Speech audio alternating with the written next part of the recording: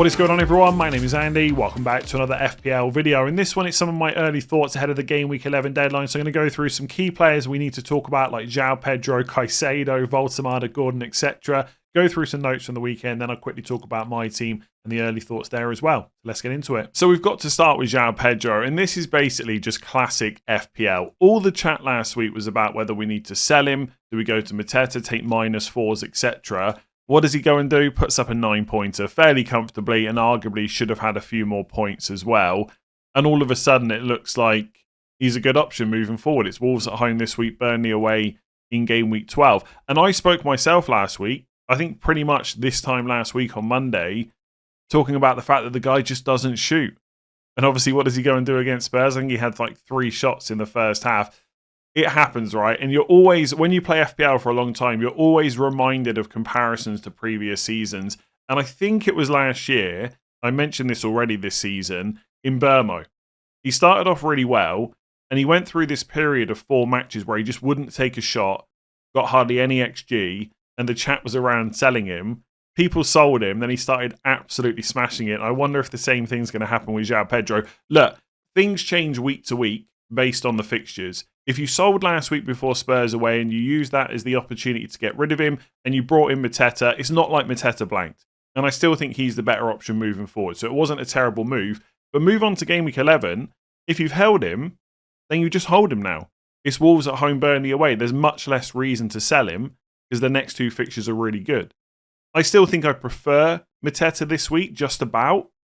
But I don't think I'd be such in a rush to make that transfer. So if you've got him, you almost certainly keep him. Would I buy him? It is on my mind, and I'll talk about that later on when I come on to my own team. The only concern I have, and it feels stupid to keep talking about this because Joao Pedro, Enzo and Caicedo just keep playing good minutes, but Maresca keeps mentioning that Joao Pedro is not 100% fit. He's not training properly. The lap's back now. The latest we heard about Palmer was that he'd be back after the international break at some point. You know, once the lap's back and Palmer's back, suddenly you've got more opportunity to rest Joao Pedro a little bit. Maybe not start him, or maybe start him and bring him off earlier. So I don't know if I would rush in. Also, it really is the next 2 fixtures. Wolves at home, Burnley away. Then you've got Arsenal at home, which is not great unless you're free hitting that week. And okay, Leeds away in 14 is not bad. And then you've got Bournemouth away. So you're really putting all your eggs in game week 11 and 12. The game week 11 and 12 basket, basically, for Wolves at home, Burnley away. So I don't hate it as a short-term punt, but I think for most people, I'd probably look elsewhere. Like, I'd rather go and buy Mateta now still than Joao Pedro. But if you've got him, it's Wolves at home. Arguably, best fixture in the league right now. I mean, they will have a new manager, so perhaps not. But it's a great fixture. He's probably going to start again. Yeah, why sell him now? So let's stick to Chelsea and talk about Caicedo next. This is already shaping up to be one of those players this season that I continually go against that continues to get points, a little bit like Chris Wood last season. I'm sticking by it though. There is no way you will see me buy a midfielder over the next few weeks and even consider Caicedo, let alone actually buying him. There's always going to be someone more interesting. Even if I've only got 6 million to spend, I'm buying Minte from Brighton, who's got genuine attacking threat. And okay, it's Crystal Palace away this week, which is not great, but the fixtures afterwards for the long term are pretty decent. There is no way that I'll buy Caicedo. I'm always going to try and find the money to go and get Sarr or Njai or Enzo or someone like that instead. And it's not even to say that Caicedo is a terrible pick, because he's not, right? I understand why people are buying him, but the attacking threat is not going to continue. He doesn't have the numbers to sustain it. 0.06 expected goals per 90. Awful. There's defenders out there with better numbers than that. 0.09 expected assists. They are not the numbers of someone that's going to continue getting you goals and assists on a regular basis. Now, people will turn around to me and say, yeah, but he's got defensive contributions as well. Absolutely, he does. 13.22 average per start, which is great. Fantastic. And Chelsea will keep some clean sheets as well. So he'll get the extra point for that. The problem for me is people are not buying him because he's a DEFCON player right now. They're buying him because he's got 3 goals, 1 assist. And that is not sustainable. Look at his history. Right, he's got 4 attacking returns this season already in 10 games. Last year he got 5 over the whole season, playing over 3,300 minutes. He's got 4 goals in his last 4 seasons. He's already got 3 this year. And look, people will say Maresca's given him more license or he's trying to take more shots, etc. The numbers don't back that up. the numbers are still awful, right? He's in there because he's an amazing midfielder for Chelsea that is great at all the defensive work, etc. He's not an attacking player. So it's all well and good in saying he's a DEFCON player. You know, if he'd got 4 points against Spurs, because he got, sorry, let's say he got 5 points, right? Or 6, 2, 4, 5, clean sheet. Why am I getting confused here? Yeah, 5 pointer, right? Let's say he got 5 points, 2 for the appearance, 1 for the clean sheet, 2 for the DEFCONs, and no bonus. Would you be so excited? I don't think so. It's because he's gone and got an assist and because he's got 3 bonus. And when he does get attacking returns, he is very good for bonus, but those returns are not going to continue. So I look at it right now, and there seems to be a little bit of a shift. Maybe this is just personal bias, but a little bit of a shift to money in midfield. Right? People trying to have like 4 or 5 really nice midfielders, not necessarily at a high price point, but maybe taking some money out of their forward line, although there is some good forwards right now. In that case, Caicedo is just not part of the 4 or 5 best ones, I don't think. And I'm not even talking about having all the high-priced players, right? No one's running in midfield with Salah and Saka and Bruno and Mbeumo, etc. It's too much money. But I don't know. I'll be looking for a midfielder this week. Caicedo won't even be part of the conversation. I won't even think about him apart from having to make a video. So not a terrible pick, right? Please don't get me wrong. If you've got him, I understand why you're keeping him. But just say that to yourself. If he got a 4 or 5 pointer against Spurs, would you be as excited? Probably not. I just don't think those 10 pointers are sustainable. Let's talk about Gordon and Woltemade next. Both of them subbed at half-time against West Ham in game week 10. Not ideal whatsoever if you own them. And what makes it worse is, as far as we know, there was nothing injury-related. It was purely a tactical decision. Now, the one positive is Newcastle didn't really get any better in the second half. So in terms of their starting place, I would expect Woltemade and Gordon to both be in the team against Brentford away. But the minutes are a concern. And even before this match, we already saw that players were being managed because of Champions League. Like, since the, I think, first game of the season, the highest that Gordon's got to is 75 minutes. In fact, their average minutes per start, for Gordon it's 66, and for Woltemade it's 75. Now, obviously, the halftime sub has skewed that a little bit, and you wouldn't expect them to get subbed at halftime, probably again this season. I'd be very surprised if it happens. Not going to happen that often. But in a minute, we're going to talk about Gyokeres. And he got subbed at halftime, and his average minutes per start are over 80. So it really doesn't look good. There's no way I would buy them right now, either of these players. In fact, I think that applies to any Newcastle player. Maybe if you're on wildcard, you'd maybe consider it as a long-term move, but I wouldn't use a transfer. I think Newcastle's fixtures are kind of okay, but also not that great. I said that either last week or the week before when people were looking at a Newcastle defender. A lot of the games are away, or they're like tricky ones at home. There's not like a sustained period of really good fixtures. Like Brentford away is okay, but we know Brentford can turn up against tougher teams. So it's fine. Like if I had Gordon and Woltemade, I wouldn't be in a big panic, but I wouldn't target that fixture necessarily as an entry point. Then it's City at home, not great. And then it's Everton, which is okay, but it's away. And then it's Spurs at home, which is probably okay. And then Burnley at home is good. But then it's Sunderland away, who have defended quite well so far this season. I've not seen them play against Everton in game week 10 yet because that game is happening Monday night. But generally, Sunderland have done okay. And it's a huge derby as well. So you're never quite sure how those games are going to go. Then it's Chelsea at home, not great. And then it's Man United, which is kind of okay, but it's also away. So there's not a sustained period of really good games for Newcastle. So there's no way I'd buy any of them right now. If you've got Gordon and Woltemade, look, if I had them and I was watching at the weekend, I'd be planning to sell them straight away. I think by Monday I would have probably cooled down a little bit. But on Sunday, I'd be like, I'm getting rid of them no matter what. I think with Gordon in particular, because he keeps getting subbed early, it does feel like there's a lot of good midfielders right now. And if you've got the spare transfer, I'd maybe just get rid of it. It's annoying because he's on penalties. Like, we've got a first choice penalty taker for Newcastle, but he's not getting the minutes. And also, his underlying numbers are not that great this year. Now, that's only a small sample. That can change. I don't know, 66 minutes per start on average. Fixtures so-so. I think if you've got the spare transfer, you sell him. I think with Woltemade, there's maybe a little bit less pressure to sell. At least in my mind, I feel like there's fewer forwards to choose from than there are midfielders. Like, it's not to say there's no forwards. Like, Mateta's good. But is people going to buy Joao Pedro? I don't know. Thiago's fixtures I don't think are that great. Welbeck maybe. It feels like there's less pressure to sell Woltemade. Plus his minutes per start have been better. He has been getting past the 80th minute quite regularly. So I think it's okay to sell both.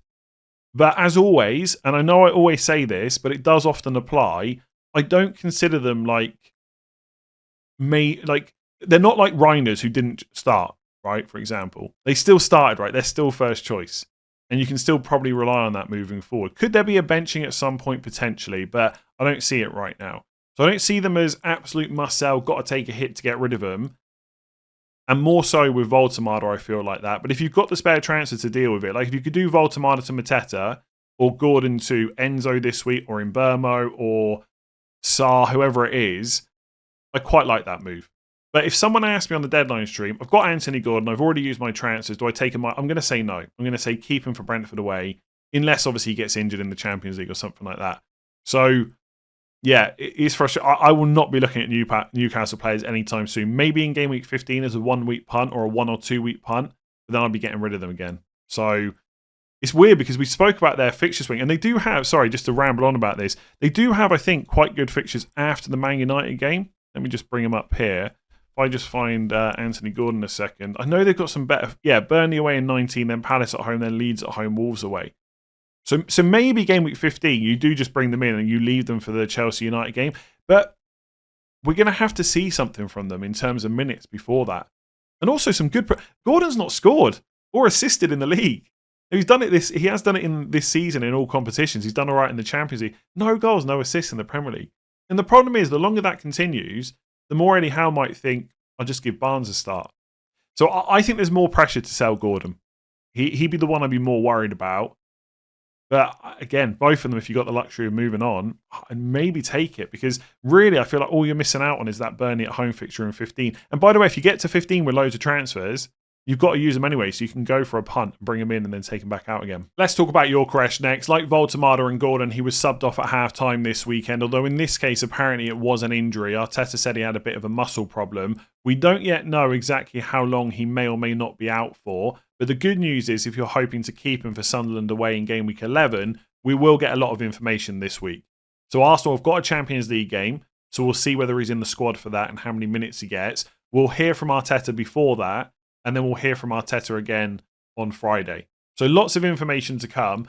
My early thoughts as an owner are, I almost need to see him play in the Champions League to be confident of his minutes in game week 11. Even if that's off the bench, I don't mind that, but I want to see him play. And it's not even necessarily because I don't trust what Arteta's going to say. It's more that I'm not like 100% comfortable with him in my team. Which is not necessarily the greatest way to phrase it, but if you take like Gabriel or Fernandes or Haaland or Mateta, they're staying. No plans to sell them whatsoever. In the back of my mind, and it probably is partly because he hasn't got me many points since I wildcarded him in game week 4, in the back of my mind, I'm always looking at him as the cash cow. If I need money, that's where I get it from. And so I need to be confident he's going to play to not just think, I'm just going to get that money and free up that spot, basically. So that's where I'm at. Look, if Arteta says, we'll see, and then he's not in the squad, and then on Friday he's super positive about him, maybe I just keep him, but I almost need to see him play in the Champions League. Your team setup might be a little bit different. Maybe you can handle it a bit more, but for me, I know at some point I'm going to tank this spot and free up the money, and I'm not necessarily looking for an excuse to do it, but if I get an excuse to do it, I will probably just take it. Okay, so that's kind of my thoughts. I want to see him in the Champions League, but obviously I'll reassess on Friday and we'll talk about this again. In terms of who to sell him for, I think Mateta, if you can get him, or maybe even look at, about going down to a Gio and spreading that money around if you've got lots of transfers spare. If you don't want to do either of those things, maybe Welbeck at Brighton if you want to take a punt there, or a punt on Joao Pedro, someone like that. Thiago is a long-term pick, but Thiago's fixtures are not particularly great outside of 13. Lots of options you can go for.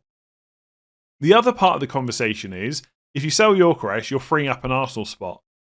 So surely you have to bring in an Arsenal player straight away. I somewhat agree with that, but I don't think it's absolutely essential to have 3 Arsenal. And by the way, I know that sounds so stupid. Best team in the league, loads of clean sheets. They got the fixtures for goals as well. You're an idiot if you don't have 3. But in some cases, it might work. Like for my team, I've got Gabriel and Raya. So if I free up Gyokeres, I'm going to triple defence or I'm getting Saka. Now, I think Saka's a really good pick and I may well buy him, but it's not absolutely essential that I bring him in. And so then I look at defence. Triple defence, I'm comfortable with it. I did it last year, right? So I'm okay with going triple defence, but I've also got lots of good defenders. And okay, none of them are as good as an Arsenal one, but for my specific team, as you'll see in a minute, selling Gyokeres and putting the money into midfield makes way more sense than getting another defender in. So I might actually sell Gyokeres and not have 3 Arsenal for a little while. And of course, the option's always open to go there, but that's what I'm thinking about. But for most people, you should probably just get 3. I still like Gabriel, Saka plus one other defender like Timber, but Timber, Calafiori and Gabriel is also really good. Pretty much any combination of Raya, Gabriel, Calafiori, Timber, Saka is probably nice. So yeah, let's wait and see what happens midweek. But my early thoughts are I need lots of confidence to keep him. I'm pretty sure I'm going to end up selling. So just a few other notes from the weekend. For Man City, Reinders was of course benched. Imagine starting Reinders ahead of Paquetá. Like, who would have done that? Bit annoying, but Pep did say before the game that he didn't train all week and that he really wanted to start him, but because he hadn't trained all week, he couldn't do it. Now, if we take Pep at his word, Reinders usually would have started that game. So if you did start him, you can feel a little bit better with the decision because you didn't have all the information. Either way, going forward, bit of a rubbish pick because you're never going to be fully confident about the starts now. And like Cherky's fit, Foden's fit, Rodri's back as well. There's lots of players for that midfield. I would just ditch Reinders when you get the chance. It doesn't mean you have to do it straight away because some of you can probably bench him, right? Like, I've still got him, but he's on my bench this week and he's not going to move from there. So I might sell him, but if I don't, he's definitely going to stay there. So you don't have to get rid of him straight away, especially if he's like your 8th attacker, etc. Or if you're playing 4 at the back, whatever, right? But at some point, he's probably got to go. And he's already dropped to 5.5 million, so you don't have that pressure now. If you've kept him through that price drop, don't worry about it too much. Decide what to do by the end of the week. For Brighton, I think Minte looked good. Got a couple of assists at the weekend, only 6 million. He might rise to 6.1 at some point, but I do prefer him to Caicedo. And another 81 minutes for Welbeck. While he continues to play, he's a good pick. No need to rush in this week necessarily because it's Palace away, but long term the fixtures are good. Cunha started again for Man United. If I remember right, Mount didn't even get off the bench. I still prefer Mbeumo. I know Mbeumo's ownership is ridiculously high and that he's going to go to African Cup of Nations. And when he does, by the way, Cunha's minutes should be really good. But I'm more confident in Mbeumo's starts versus Cunha. Because at some point it could be Šeško and Mount. So yeah, started again. Just a minor thing. People might be looking at Man United players this week. The fixtures are quite good.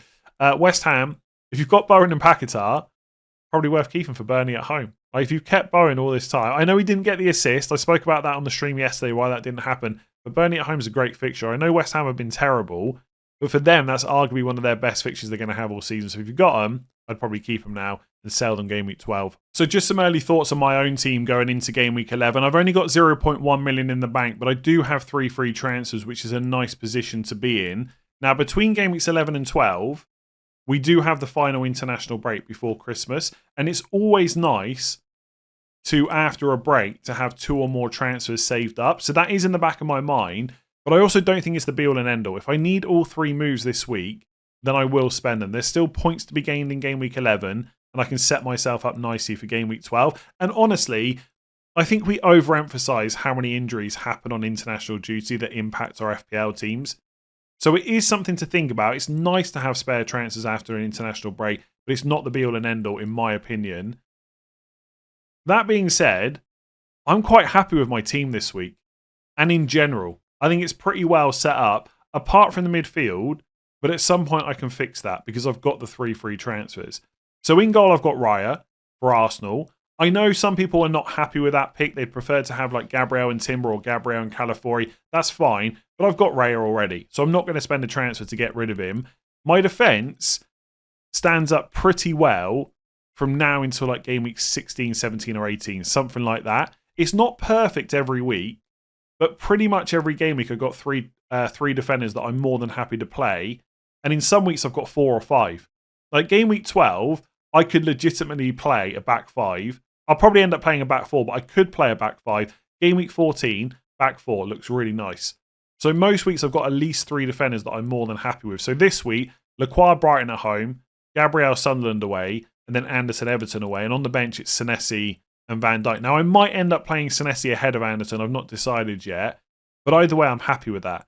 Like, what defenders am I missing? Like another Arsenal one, but I've got 3 Arsenal players, or maybe a Chelsea one. And look, Chalobah or Reece James is nice for Wolves at home, Burnley away. I get that. But I'm not really bothered about them outside of that. I don't want a Newcastle defender. Like, what team am I missing? Of course, it'd be nice to have Munoz instead of Lacroix, etc., etc. Lacroix is still fine. So, no issues whatsoever. And basically, from game week 12, Gabriel gets played every week. Van Dijk gets played every week. I just need one or two other defenders. So, I'm not planning to make a defender move for quite a while. The only time I can really see me doing it, outside of potential injuries or suspensions, is game week 16 when we get 5 free transfers. So, I think the defence is fine. Forward line is fine as long as Gyokeres is fit. Mateta good, Haaland good, then we'll see about Gyokeres. If Gyokeres is out, I'm probably going to sell him. I'll talk about that in a minute.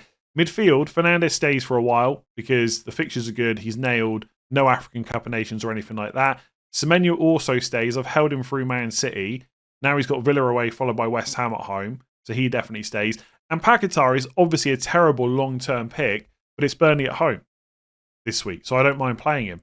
My other two midfielders are Dewsbury Hall and Reinders. Reinders is on the bench. So the only real issue this week is that I'm playing Dewsbury Hall. That's it. That's the one problem, in my opinion. Long term, the problem is Dewsbury Hall, Paquetá and Reinders, but I've got 3 free transfers.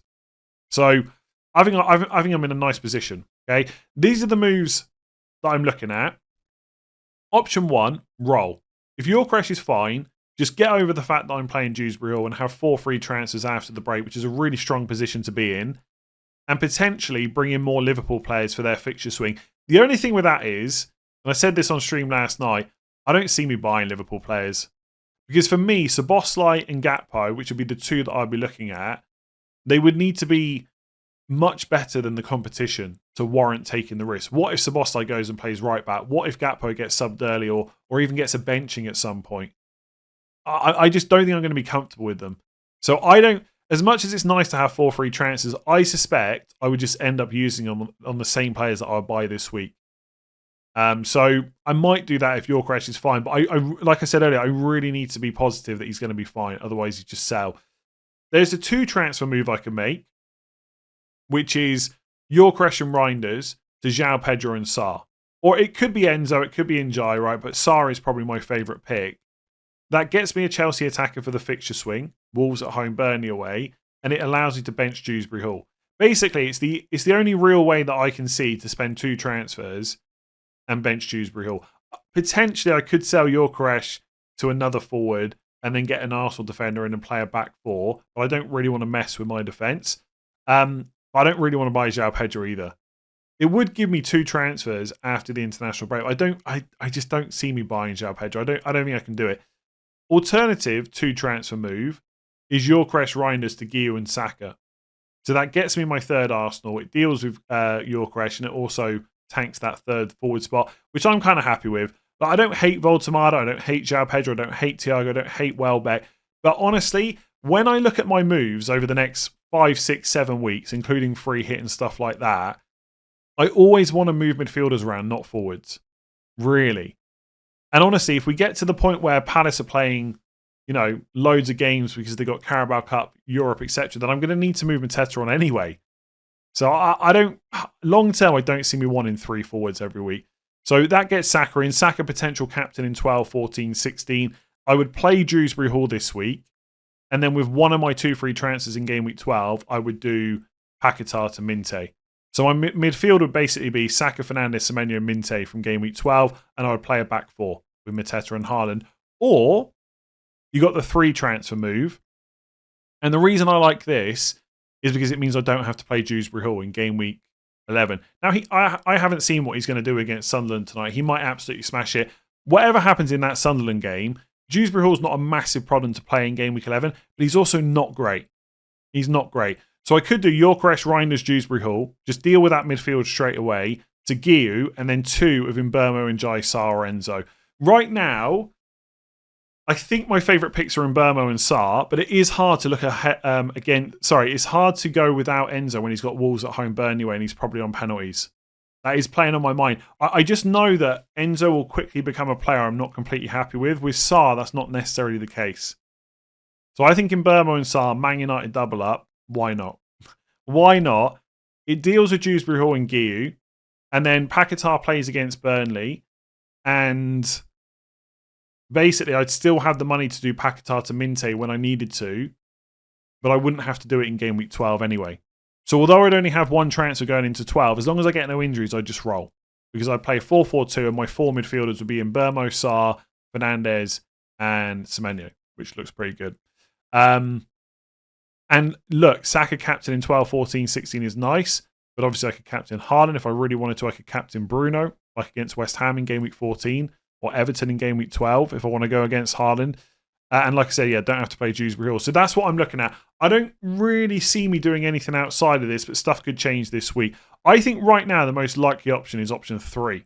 Sorry, is option 4, the 3 transfer move, and not to go for Saka. And as you will have spotted, that means I'll go down to 2 Arsenal players, Raya and Gabriel. I won't have triple defence and I won't have Saka or any other attacker. But honestly, I think it's okay. Because I think my defence is pretty good. Not as good as 3 Arsenal, of course. But as people continue to point out to me, my midfield is the problem, not my defence necessarily. So if Van Dijk can do anything in these good fixtures Liverpool have, you know, he might not match an Arsenal defender, but he might get close. And I know when I say that out loud, people go like, that's so stupid. Liverpool defence is terrible. Arsenal is the best in the league. Completely agree with the Arsenal thing, by the way. Liverpool can improve, and they've got the fixtures to do it. Van Dijk can get close to an Arsenal defender, in my opinion, especially when you take into account he'll always play. Now, Timber and Calafiori's minutes are really good. I don't expect them to get benched, but it's more likely to happen than it is with Van Dijk. So that is why I might go down to 2 Arsenal. And it does sound stupid when you say it out loud, but it could happen. Okay, anyway, that's my mega ramble about my team. If you enjoyed that video, make sure to give it a like and hit that subscribe button. Let me know which of these transfer moves you like best. But I think the 3 transfer move to not play Dewsbury Hall and basically play 3-5-2 this week looks quite nice. But let me down in the comments below. Give it a like, hit subscribe. I'm back tomorrow with transfer tips to cover all the players you want me to talk about that I haven't talked about in this one.